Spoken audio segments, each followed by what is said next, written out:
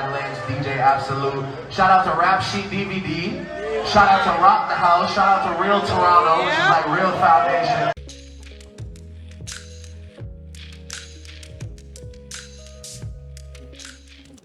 All good. Part of the experience. Exactly.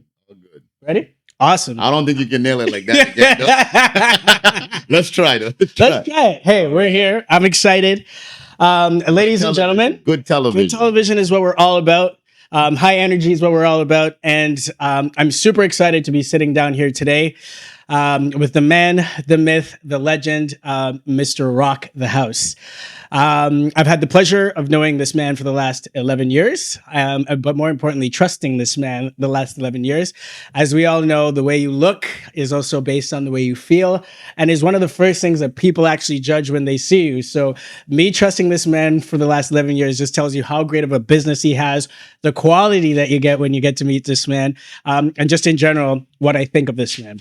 Which is from the time that I've met him, I've learned that not only is he a great entrepreneur, but obviously being Black myself, and as a Black entrepreneur myself, he's become someone that I've quickly found out that I can learn from, someone that I can look to as a mentor, because he's always there to share any insights, give encouraging words to the community, to any business owners, and give opportunity to others. I always see him on Instagram saying, "Hey, if you want to get a job, if you want to try this opportunity, come out and try this." And that's so important, just for entrepreneurs today, for anyone today, but definitely being a young Black man in the business world today, it's important to have these leaders and these mentors. So I'm really excited for everyone to get the chance to hear this specific story. I don't even have anything else to say outside of that, but I'm excited to sit down with Mr. Rock the House. Yes, sir. Yes, sir. Yes, sir.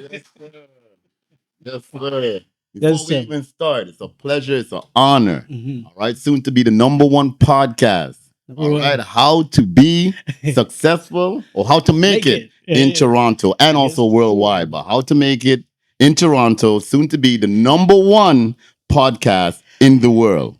Yes, sir. All right. I love it, man. I appreciate you guys having me for real. Of course. No, this is a big moment for me. And like for me, let me start with this. Mr. Rock the House, how would you define success? Okay, so we're gonna dive into it. Cheers. Cheers. I'm not gonna give you generic answers, and this is not gonna be traditional. Yes, sir. So the first question is, how would I define success? Mhm. And what I'll say to that is, the wise guy that I am today, I wasn't always like this, and I didn't always think like this. Mm. But success to me is internal peace and happiness. Yes, sir. And I could elaborate. When I was younger, just like majority of the people, the average human being, we try to quantify success, or we try to equate success with a dollar amount. Mm-hmm. Being successful means you have to be rich. Yeah. Right? But I don't know what it is. I tell myself that everybody will figure it out in their own timing. I don't like to draw reference to when it clicks, and it clicks for everybody in your own timing, different timing in your life. And me, I tell people, I feel like I figured it out maybe 12, 13 years ago. And when I say I figured it out, I'm still learning, I'm still growing, but I have a greater understanding of life and our purpose and why we're here. Yes, sir. And for a long time, I tell people, I'm rich. I've been rich, but I'm not talking about money. Yeah. My richness is here. Yes, sir. My richness is my mind, my spirit, my energy. So I could keep talking and on and on and on and on. All right. But again, if you understand what I'm saying, you understand. And I think I'm breaking it down in basic terms.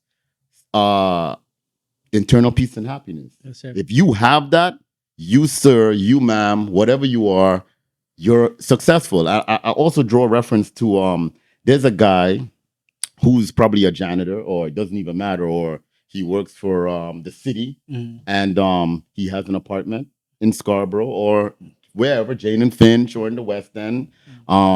He might be married, he might not. He has a kid or two. He drives whatever. Maybe he doesn't drive, but he goes home. He has a job. He has food in his fridge. He pays his bills. Maybe he has a little bit of entertainment or not. And who am I? Who are you to say he's not successful? That's what Exactly. he wants. Exactly. You know what I mean? Yes, That sir. makes him happy. Exactly. Right? And that's Yeah. why I try to paint the picture.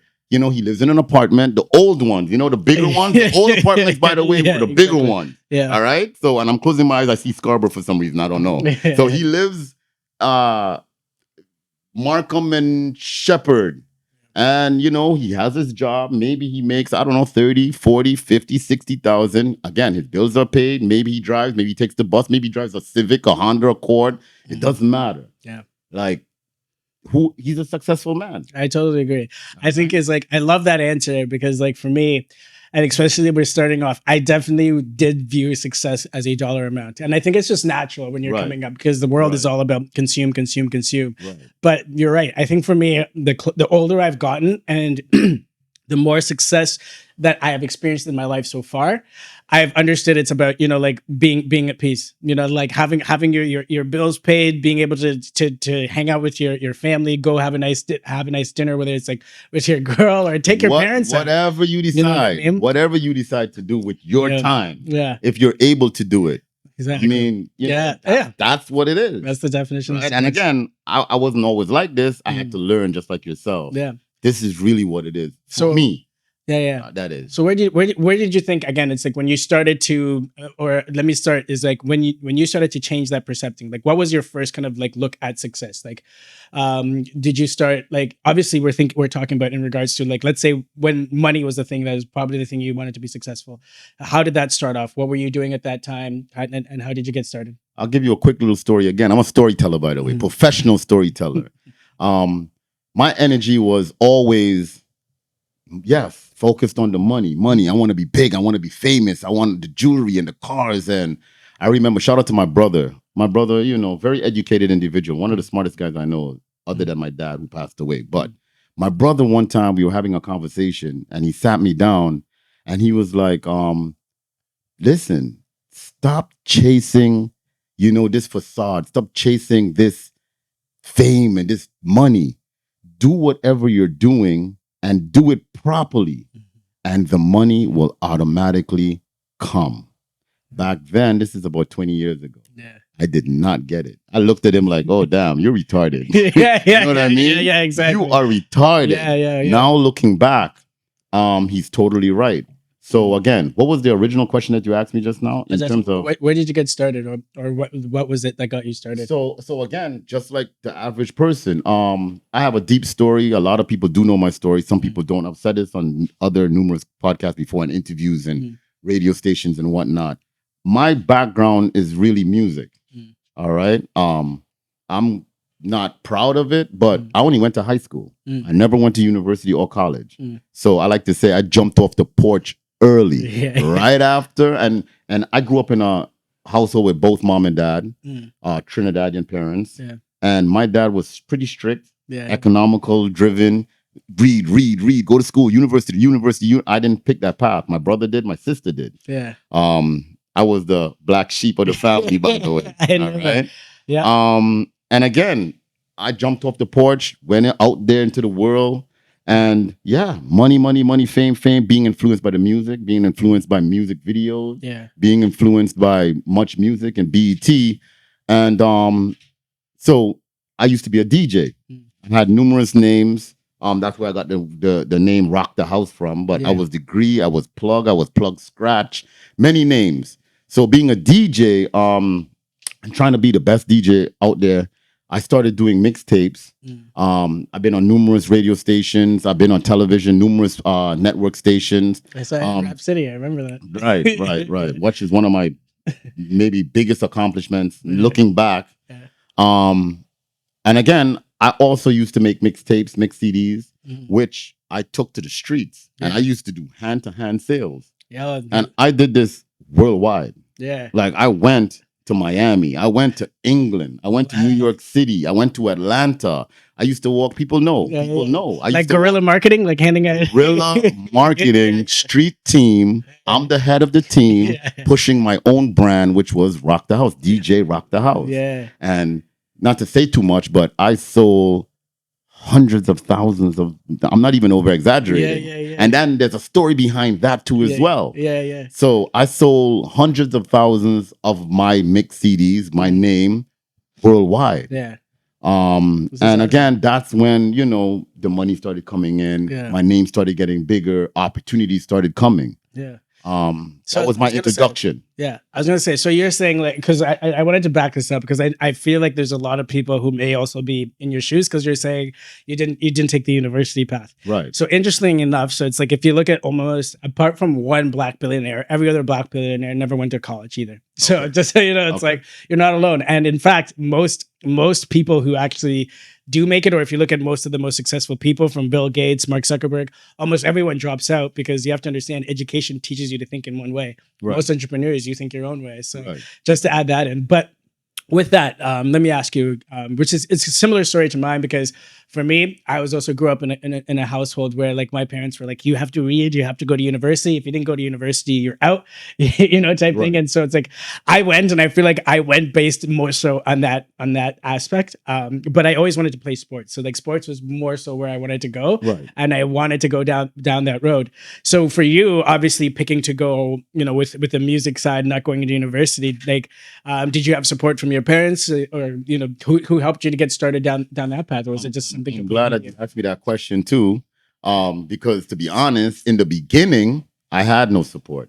I'll even tell you a story. This is cassette days. I remember it vividly. I was sitting in the living room. My dad was to the left of me watching the TV, and he was on the couch and I was on the ground. And this is when I started duplicating my mixes on cassette.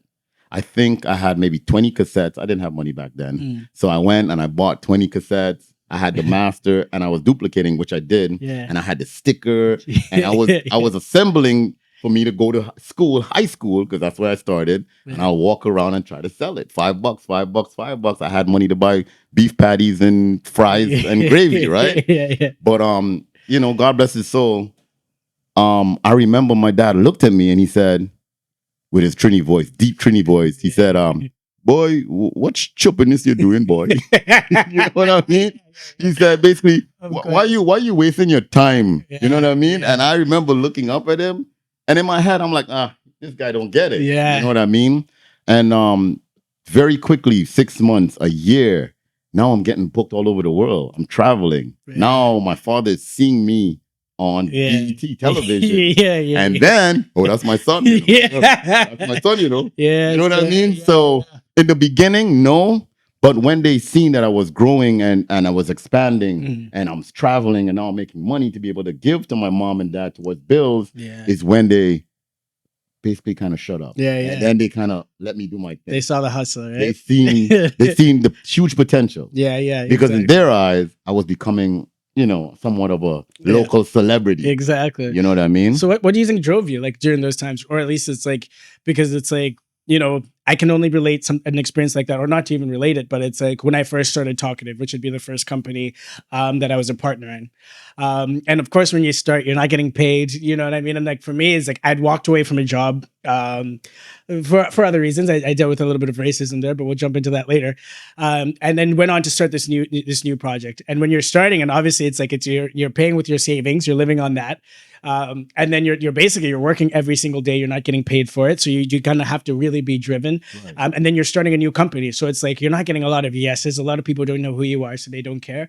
And I remember during those days, of course, my parents would be like, why don't you just go get another job instead of trying to start your own thing? Because it's right. The sure way.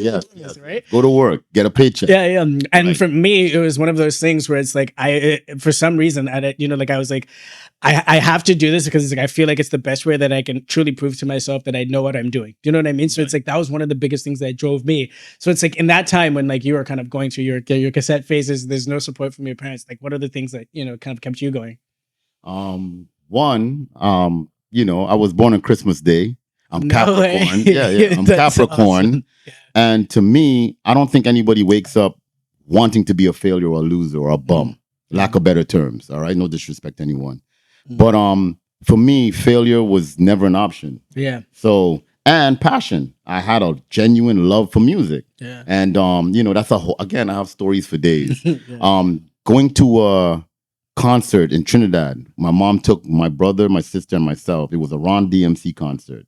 And I remember sold out show and sitting down looking at, everyone in uproar and, clapping. And I remember the DJ, Jam Master J, he passed away, so God bless him. God bless. He took off his, back then, they were, I think, Adidas. Adidas. Yeah. Back then, he took off his shoe, put it on his hand, and he was scratching the record. No. And the crowd went.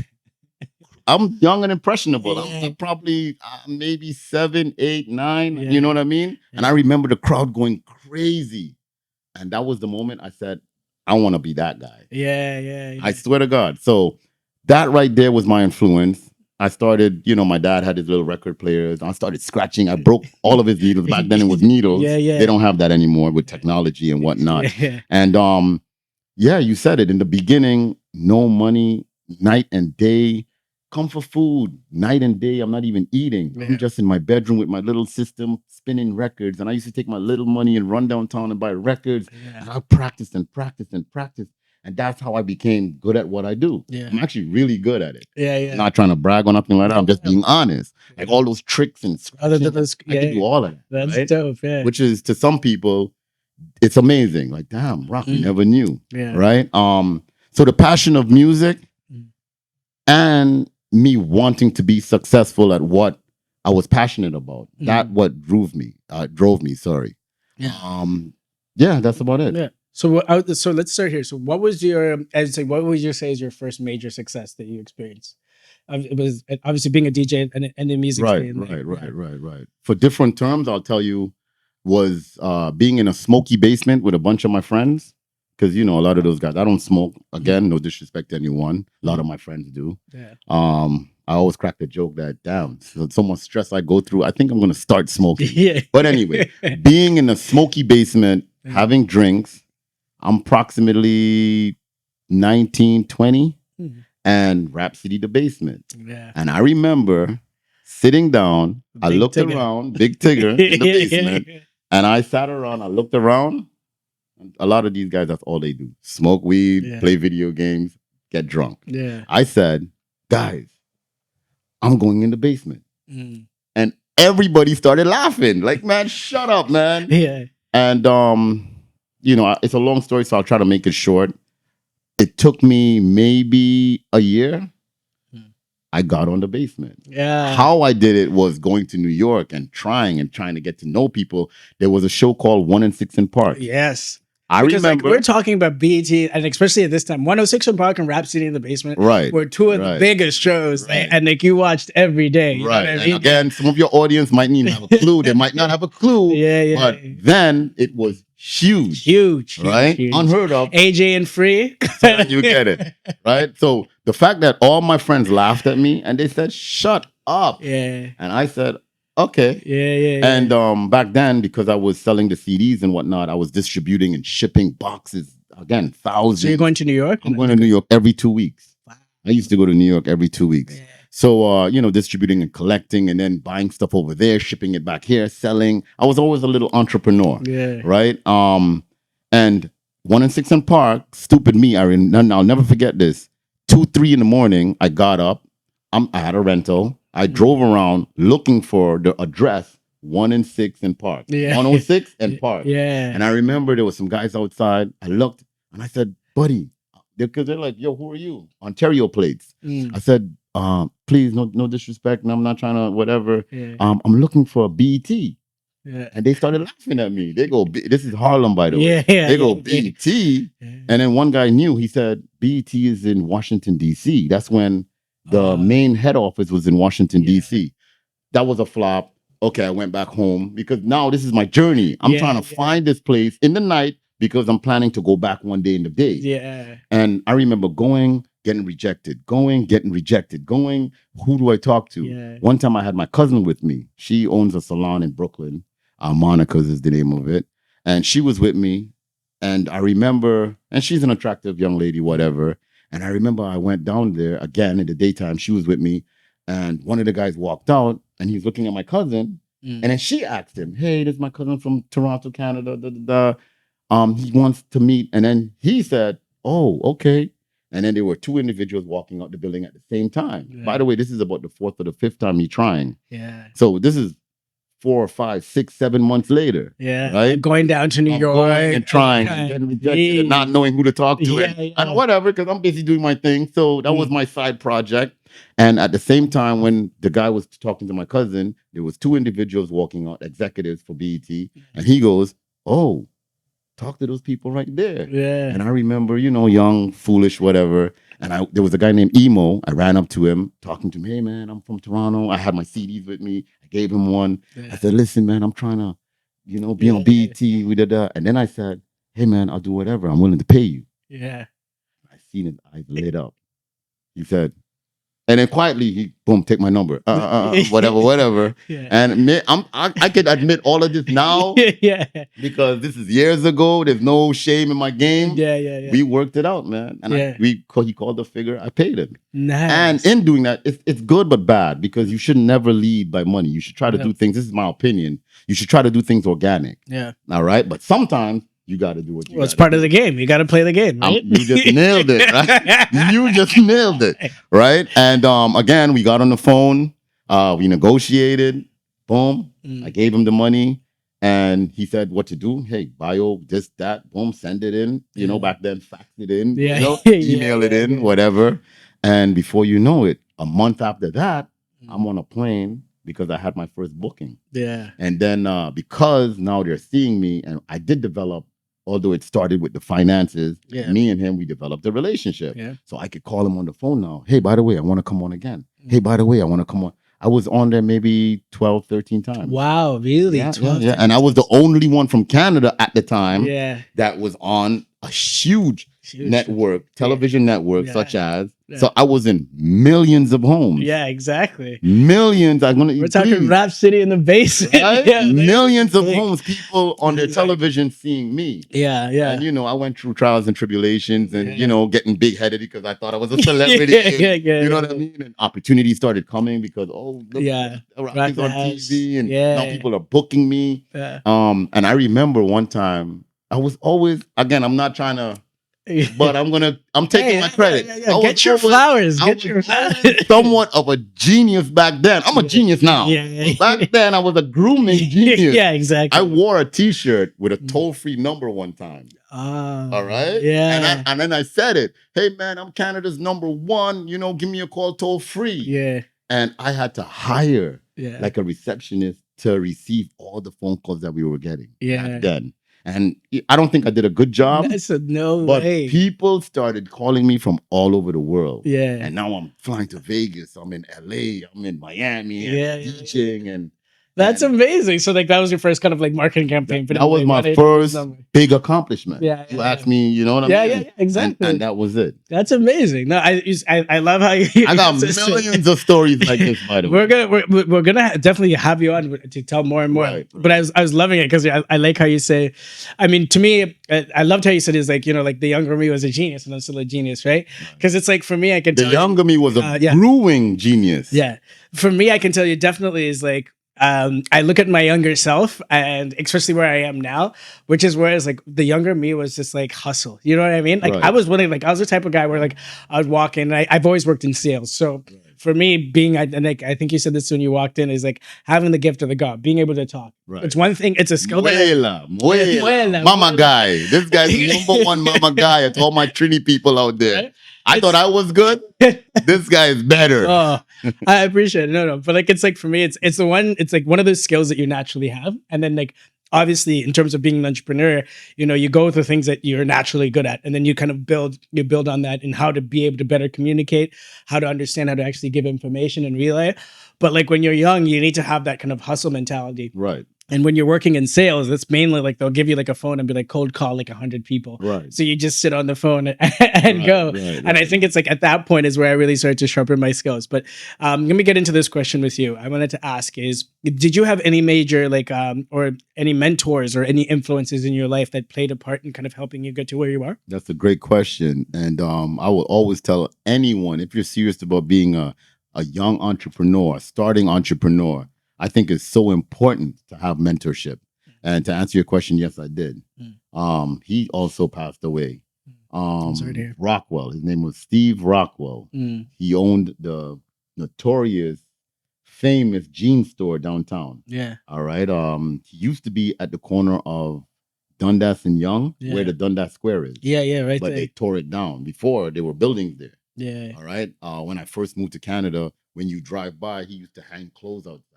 There was another store called Honest Ed's. Have you ever heard of Honest Ed's? Honest Eds, yeah. Okay, yeah. so the two competitions back then, low price clothing, was Rockwell and Honest Ed's. Yeah. All right. Both unfortunately have closed now, right? Both, In yeah. Toronto. And then Mr. Rockwell, he passed away in COVID, 2019, I Yeah, believe. he's the jean store by the old place, right? Right. Yeah, he yeah, used yeah. to, right? Mm. So I'll give you another story with that. And it all correlates. In selling CDs back then, I had a friend that used to work for him.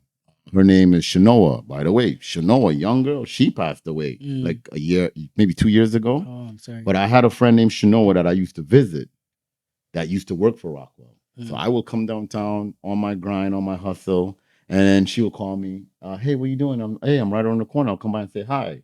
And in going to see Shanoa, which was in Rockwell's store, that's how I met Rockwell. Yeah. And he was mean back then. He Yeah. was screaming, yell at, oh, I'm not paying you to talk. Who is this guy? Get out of here. Yeah, He was yeah. mean. I used to look at him like, what the hell is wrong Like with the this guy? grumpy old guy. Grumpy old man, you know what I mean? And then I'll say, okay, Chanel, I'll talk to you another time. I'll leave. But I observed Mr. Rockwell for a while just to see how he is and whatnot. I'll try to make this as quick as possible. In my travels to New York, I've noticed they will have one store, but one store will be divided into 3 stores. So there's 4 different businesses in one store. Yeah. So boom, the light bulb went off in my head. This guy had a huge warehouse. All right. I'm passionate about music. I'm a brewing marketing genius. Yeah, yeah. So one day I went to visit Shanoa. He used to play loud music. I had this bright idea. I said, hey, Mr. Rockwell, I have an idea for you that will be really good for you. The first time, get out of here, I'm busy. I'm looking at this guy. What the hell is up with this guy? I left. A second time I approached him. Hey, Mr. Rockwell, I have an idea for you. And I think I caught him at the right time. Everything is timing. So again, please take the gems out of everything that I'm saying. Yes, sir. Everything is timing. I caught him at the right time. And he was by the cash register. And he goes, what is it? I said, you're blasting music outside. How about I make you an advertisement tool that will be playing the latest music, but there will be commercials in between the songs. Someone comes in, spends $100, you give it away to them for free. The light bulb went off. Yeah. But now I'm thinking, I'm trying to get this guy to one, sign off. Hey, press back then, duplicate. Let's start off with 500 CDs. Yeah. But I'm thinking the more CDs he does, it's getting my name out there. Because, hey, what's up, guys? This is Rock the House. I'm here with Rockwell Jeans. He has the latest. I'm just thinking about me expanding. That's how you're brand building your audience. and my name, building my audience. Yeah. Boom. He loved it.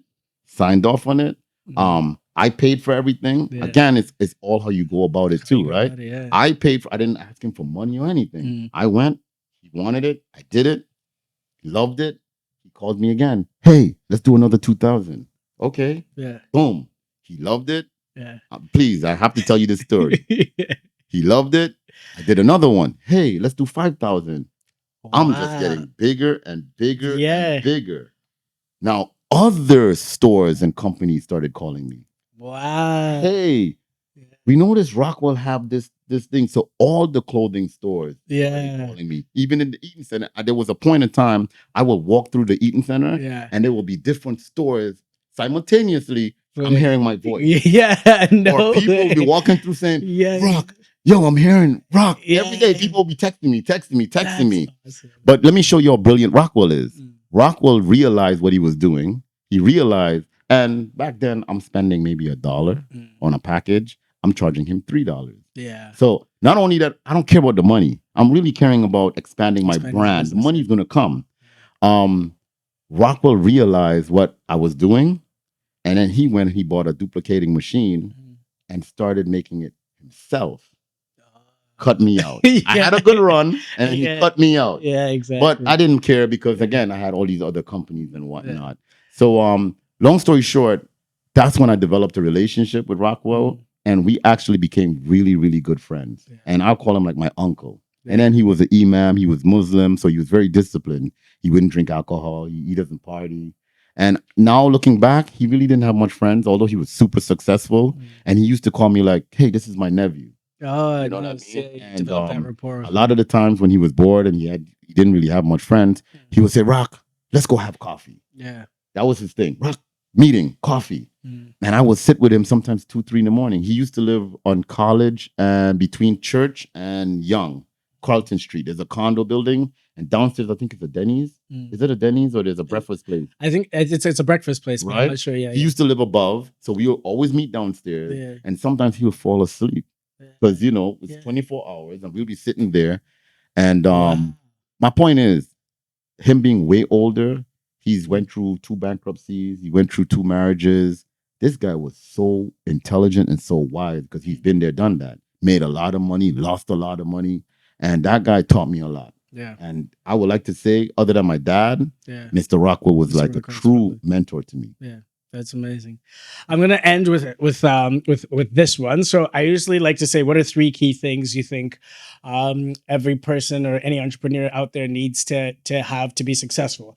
So I'm gonna assume these ones. The first one I'll say is persistence, because clearly you're very persistent, Right? And you chased after it. Second one, again, I'm going to take from you. You said timing is everything. Knowing the right time to or the timing has played a lot in your success, right? So what would you say is like one more key thing that an entrepreneur needs to have in order to achieve success? There is not one more thing though. Yeah. So many. And again, everybody has their own story, their own path. Like I'm pretty sure you're gonna go to the top. Your path will be different from mine and the next guy. But I think most successful people usually they have the same blueprint. You know what I mean? I like to say for me, spirituality is very important. Discipline is very important. I know you asked me for one, but I just have to, no, please. This is better. Okay, thank you. I think health is number one. Yeah. I think you have to have a positive spirit and positive mind for the days that you're gonna go through so much anxiety and depression and whatnot. And relationships too, and education. Yeah. And it sounds cliche, but these are things that, and balance. You have to learn how to balance. Yeah. You know what I mean? You can't be doing too much of one thing. You have to be able to, and it's not easy. Yeah. You know what I mean? It's definitely not easy. I find that's the one I'm trying to figure out, balance right now. Because it's like sometimes you're like way too focused on the work, and then or maybe you go the other side, you're having fun. So it's like balance is the one I'm definitely trying to understand. And again, when the time is right, you will figure it out. You will figure it out. Your balance, because everybody's balance is Yes, sir. right? Yes, sir. Right. So unfortunately, we're gonna stop here for now, but we definitely are going to have to do a part 2 with Mr. Rock the House. I have so much more to say. I have so much and more to say, but definitely, yeah. Hey man, thank you so much for coming on today. This is just the sizzler reel to get you guys into meeting this amazing man. Before I go, I need to show you guys this. I got my brand coming. Yes, sir. Hundreds of thousands of dollars on designer. Yes, sir. So now we're gonna start making our own clothes. Yes, sir. It's called PDBAC. PD. All right. BAC. Let me put this in there. Boom. Yes, sir. Yes, sir. PDBSC. Yes, that sir. you need to know about. Perfect. Right? Perfect. PDBAC. We're going to be rocking that on our next episode. Trust me. All right. Thank you so much to Mr. Rock the House. Again, we'll be having you on again to finish. I think we're going to be having you on multiple times because let's do it. A lot of stories to talk about and a lot to hear. Thank you so much for for coming on today, sir. I appreciate your time. I appreciate you guys. Toronto, thank you for listening. Take it easy. Boom. Yes, sir. Yeah, man. This is you. Definitely you, man. You're gonna. I said it first.